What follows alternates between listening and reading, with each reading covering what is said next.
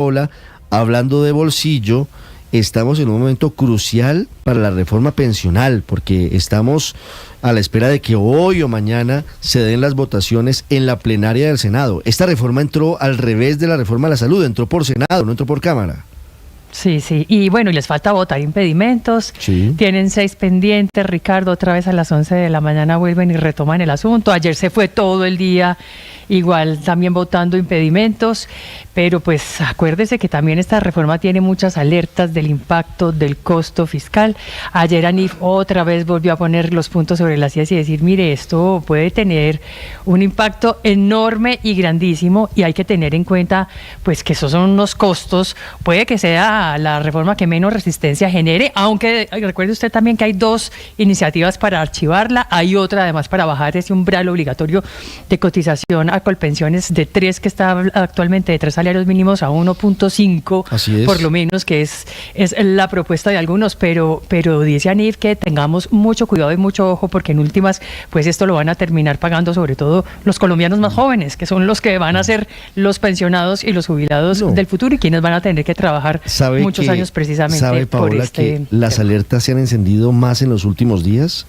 Habíamos coincidido aquí en que la reforma que tenía más posibilidades de salir adelante en el Congreso era la reforma pensional, pero con lo que yo he visto en las últimas horas no lo veo fácil. Hay muchas advertencias sobre la sostenibilidad fiscal, sobre lo que va a pasar en el 2069, sobre la manera en la que podría disponerse de los recursos pensionales para el pago de subsidios a través de lo que se llaman rentas para un grupo de personas que sí, que claro que está bien que queden cubiertas, pero no a través de Colpensiones. Y esa es una de las grandes dudas. Está con nosotros, Paola, la senadora Marta Peralta del Pacto Histórico. Ella es la presidenta del Partido Maíz y es la coordinadora ponente de la reforma pensional. Senadora Peralta, buenos días. Buenos días a ti y a todo el equipo que está en cabina. Senadora Peralta, quisiera preguntarle primero por sus quejas de ayer frente al gobierno. ¿Se quedaron solo los congresistas del Pacto Histórico defendiendo la reforma pensional o eso mejoró después? Bueno, nosotros hemos tenido la claridad de que esto va a funcionar trabajando en bloque, haciendo toda la estrategia de persuadir, pero también de motivar, de convencer, de argumentar, tanto por parte de los senadores que apoyamos esta propuesta, pero también como parte del gobierno, los que están a cargo de esa interlocución.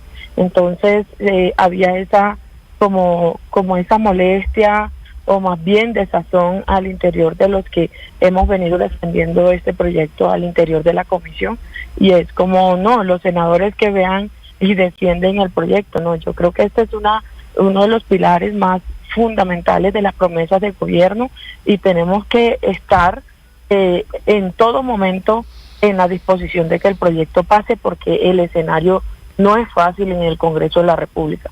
Más allá de lo técnico, hay un tema político que hay que empezar a abordar, que hay que empezar a trabajar en bloque. ¿Y eso no se ha trabajado desde el gobierno, en su opinión, senadora Peralta?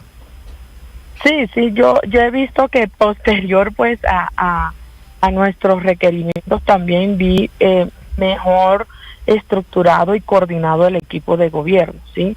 Vi a la ministra de Trabajo ya dialogando con el ministro del Interior, porque esto no puede ser que la ministra vaya por su lado y el ministro por el que él considere. No, esto tiene que trabajarse en bloque porque hay unas circunstancias, hay unas solicitudes que de pronto tenemos que analizar ese en bloque, tanto desde lo técnico, pero también desde lo político. Senadora, vamos a lo técnico. Desde los sectores de oposición, independientes o incluso desde ANIF, dicen que la reforma pensional del gobierno aumenta el hueco fiscal del sistema pensional a 73,57% del PIB, un aumento de casi 132 billones de pesos, y que desde el año 2069 no habría recursos disponibles. ¿Ustedes consideran que están, no? Bueno, entre otras cosas, esa cifra de 132 billones la dio el Ministerio de Hacienda? ¿Por qué, si no es sostenible en el tiempo, siguen defendiendo esta reforma?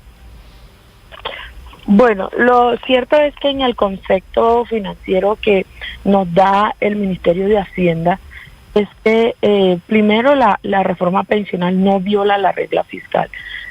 Segundo, se hace una proyección al 2070. Ya después del 2070 sí se ve que empieza como tal a no aumentar el nivel de cotización, pero estamos haciendo esta proyección a 50 años, claramente, para que hoy el hueco fiscal que tenemos pueda entrar a ser solventado. Es que no es posible que hoy, al tener nosotros dos regímenes que son competitivos, que son excluyentes entre sí, no esté logrando el objetivo principal, que es pensionar a la gente. Aquí lo que estamos tratando es de aumentar la cobertura, de que con esta reforma nosotros pasemos de una cobertura que hoy está en un 25% y que solo ha crecido un 5% desde el 93, pueda pasar a un 87%. El tema acá no es que creamos una ley que sea indefinida en el tiempo, porque las leyes también son dinámicas conforme a las realidades que sigamos viviendo pues en la humanidad.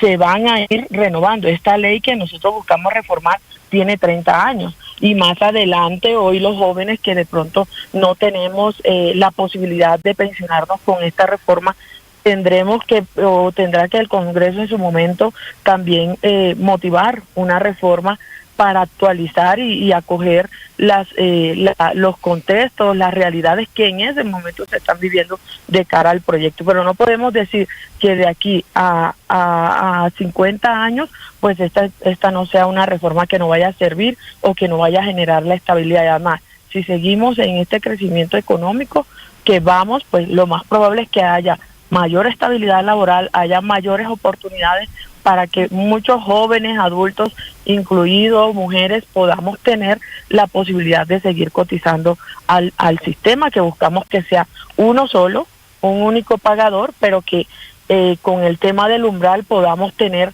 dos formas complementarias, tanto en el ahorro individual como en el de prima media, puedan ser complementados, pero sí dirigidos a que las personas se pensionen. Y en ese tema del umbral, senadora Peralta, parece estar el quid del asunto y el enredo de toda esta reforma pensional, porque el gobierno parece muy rígido y muy inflexible en su propuesta de dejar ese umbral de tener que cotizar todos los colombianos sobre los 3 primeros salarios mínimos al fondo público, a Colpensiones. Sin embargo, pues lo que lanzan, las alertas que lanzan analistas, economistas, centros de pensamiento, academia, es que eso es insostenible precisamente y que daría un golpe durísimo sobre las finanzas del país. ¿Por qué el gobierno no se baja un poco de ese umbral? ¿Cuál sería el problema de bajarse de ahí a un salario y medio, como lo propone, por ejemplo, el partido de la U, a un salario incluso como son las recomendaciones de los técnicos y expertos, incluido incluso el propio Comité de Regla Fiscal, que también viene lanzando alertas sobre ese tema y la inconveniencia de dejar ese umbral en 3 salarios mínimos, senadora Peralta? Bueno, mira, Paola, tú has dado en el punto, eso es realmente lo que hoy nos separa de otras ponencias alternativas, y es lo siguiente. Nosotros estamos presentando tanto en el pilar contributivo 2 fórmulas. Una es que los salarios que vayan de 1 a 3 los maneje Colpensiones y de 4 a 25 salarios mínimos los manejen los fondos de ahorro privados. Entonces, en estas circunstancias, ¿qué pasa? La mayoría de la población obviamente gana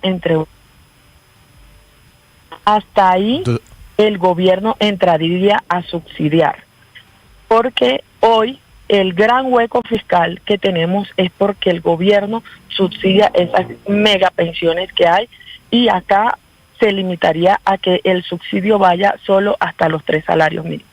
Si nosotros disminuimos el umbral, pues aquí hay un pilar solidario que estamos buscando, y es lo importante y es el objeto más amplio de esta reforma. Es que esto no es solamente una reforma meramente pensional, aquí se busca crear un sistema integral de protección a la vejez. Por eso que hay tanto pensiones como prestaciones económicas. Entonces, si nosotros disminuimos el umbral, pues vamos a favorecer menos población vulnerable de la tercera edad con el pilar solidario. ya no estaríamos favoreciendo en el pilar solidario los 2.5, 2.8 que buscamos, sino que se disminuiría proporcionalmente. Ahora, si nosotros realmente, o el Congreso de la República, piensa aplicar el 1.5 y el 1, es preferible no presentar reforma pensional. Senadora. ¿Saben por qué? Porque las pensiones de ustedes actualmente y de sus familiares entrarían a ser privatizadas. Ya no tendrían la protección especial estatal que hay, ni el subsidio que hoy manejan incluso muchos sectores, cuando ya hay una comprensión del objeto de los tres salarios mínimos, más bien dice, busquemos que sean más los salarios. Senadora, sí. Le pregunto sobre el pilar solidario, que es un punto en el que todo el mundo está de acuerdo. Es fundamental atender a más de 7.700.000 adultos mayores que no tienen pensión. Eso está bien, pero ¿por qué tiene que incluirse a través de la reforma pensional si al final va a terminar siendo un subsidio del gobierno? ¿Por qué utilizar el dinero del stock pensional, el dinero que está en Colpensiones, para entregar algo que al final va a terminar siendo un subsidio?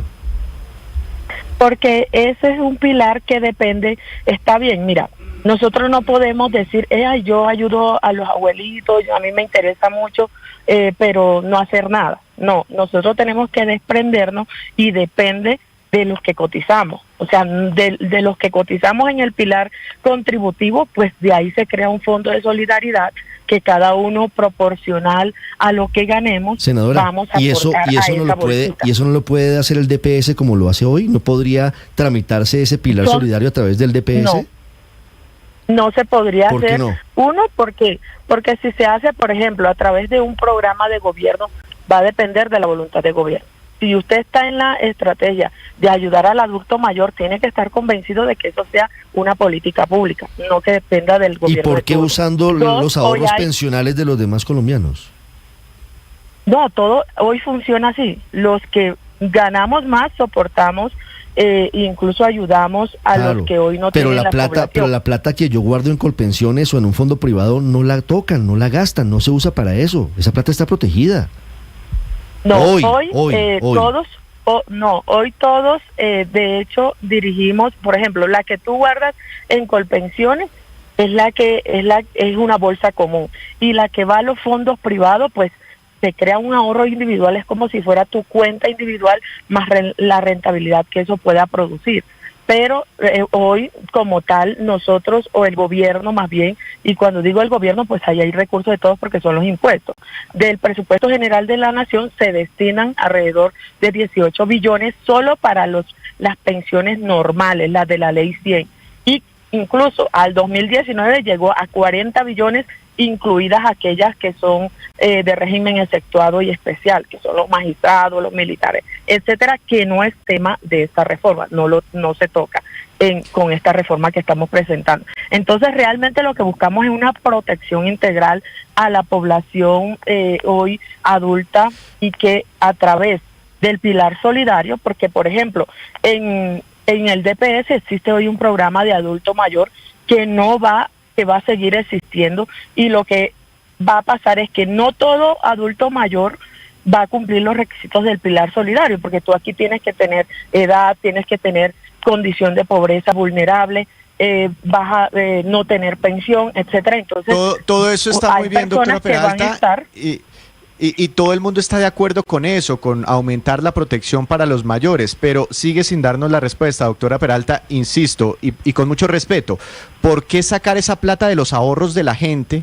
¿Por qué la gente que está ahorrando para su propia pensión, los que están en los fondos privados, por qué a ellos se les tiene que sacar una plata para ayudarles a los mayores? Y después, en un futuro, ¿quién les va a responder por esa plata?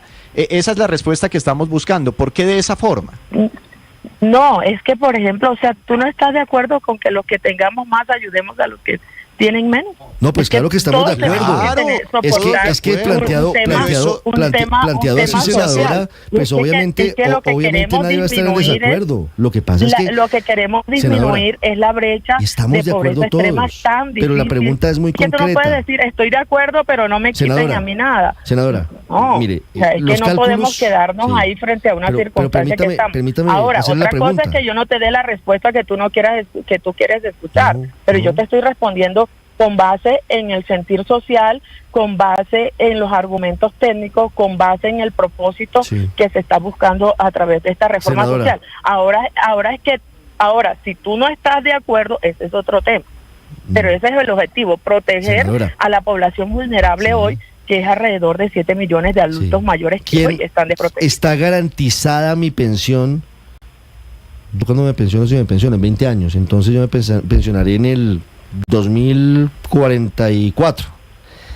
¿Quién garantiza los recursos de mi pensión si hoy los invierte el Estado en subsidios a través de la renta que se está planteando para los adultos mayores? ¿Quién garantiza que el Estado va a tener los recursos para garantizar mi pensión? No, porque quienes, por ejemplo, solo los que vamos a aportar a ese pilar solidario o a ese fondo de solidaridad son los que ganemos de 4 salarios en adelante, no es toda la población. Y sus recursos y sus cotizaciones bajo la administración única de Colpensiones como pagador único, van a estar garantizados. Ahora, que los jóvenes vamos a seguir sosteniendo las pensiones, sí, eso funciona así y va a seguir funcionando de esa forma. ¿Qué toca buscar? Buscar las estrategias de que se generen oportunidades laborales, condiciones dignas, buenos salarios para que podamos seguir cotizando. Pero hoy los jóvenes y los que no se pensionan son los que hacemos como la rotación y la dinámica del círculo de que para que puedan hoy seguirse pensionando, que hoy no superan el 1.8 millones de pensionados que tiene el país, donde 1.6 los ha pensionado Colpensiones. Eso en lo polémico que tiene hoy la reforma, en lo técnico y en lo que está radicado del proyecto. Volvamos a lo político. Usted lidera esta reforma pensional, pero enfrenta además ponencias de archivo, ponencias negativas, y ha dicho en las últimas horas que el gobierno parece dejarla sola con esta pelea. ¿Cuál es el ambiente político de la reforma que usted lidera? Bueno, mira, ya ustedes vieron los escenarios ayer. Hoy estamos frente a 4 ponencias, 2 de archivo, una, digamos, sustitutiva en algunos aspectos de la reforma principal y la nuestra del gobierno nacional. El escenario ayer se fue en 4 bloques de impedimentos. Faltó aprobar un último bloque y sé que para la citación de hoy habrán muchos más otros erradicados, otros impedimentos, y probablemente así vaya a ser el escenario, ¿sí? Nosotros tenemos en contra un tema, y es el tema de los tiempos, porque este proyecto apenas va para su segundo debate en Senado y tiene que hacer o cursar su proceso en Cámara de salir exitoso de su debate en la plenaria. Conozco que hay una proposición por parte del Partido Liberal, de algunos del Partido Liberal, de presentar hoy una proposición, si alcanzamos a abordar los impedimentos, y es que quieren pedir un tiempo más y crear una comisión política y revisar qué puntos podemos ponernos de acuerdo y qué puntos, y nuevamente presentarlo a la ponencia, ¿sí? Ese es el escenario que podremos estar enfrentando el día de hoy. Hemos dialogado con gobierno, pues nosotros vamos a esperar de qué se trata la proposición en su integralidad, el objetivo, fijar como algunos mínimos también, que no vayamos a caer en trampas de dilación, sino que si es dirigido al consenso, yo creo que el gobierno sí debería revisarlo, pero fijando también unos límites, porque es necesario que el país también conozca y la ciudadanía conozca si hay un apoyo o no y bajo qué condiciones el tema de la reforma pensional. Ojo, yo sí les debo a ustedes, y esto es independientemente de cualquier ideología de gobierno, etcétera, pero si nosotros bajamos el umbral para las futuras pensiones, porque también hay que dejar claro que aquí hay un régimen de transición y que hay personas que si usted tiene 900 semanas si es hombre y 750 semanas si es mujer, usted se va a seguir regiendo por el régimen actual de la ley 100. De ahí en adelante, pues es a los que se les aplicaría la nueva reforma. Entonces, si se baja el umbral al 1.5, realmente me preocupa, y yo creo que sí haríamos un daño al país, sobre todo a los futuros pensionados, porque las pensiones se estarían privatizando. Senadora Peralta, muchas gracias y éxitos. Gracias a ustedes y gracias por estar atentos. Yo sé que en la medida en que comprendamos, acá no se trata de crear una reforma ajustada ni porque seamos gobierno, la verdad es que se trata de que sea lo mejor para esta población. 8:02, es cierto, hay 4 ponencias hoy, Paola, discutiendo